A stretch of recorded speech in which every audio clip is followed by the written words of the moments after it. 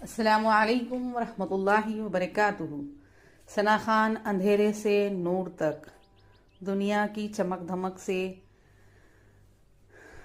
डूबी हुई एक लड़की सना खान। शोहरत, दौलत, फैशन, सब कुछ था इसके पास, मगर दिल खाली था, सुकून कहीं नहीं था। एक रात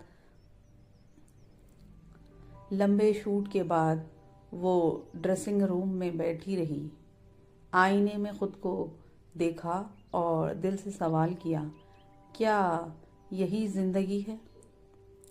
इसी लम्हे दिल पर नूरानी ख्याल उतरा।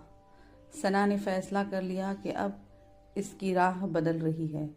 कुरान की मोहब्बत जागी, नमाज की लज्जत मिली, दुनिया की चमक फीकी पड़ गई। फिर एक दिन इसने शोहरत छोड़कर अल्लाह की रज़ा को अपना लिया। अल्लाह की रज़ा को अपना सफ़र बना लिया। आज सना कहती है, सुकून पर्दे में है।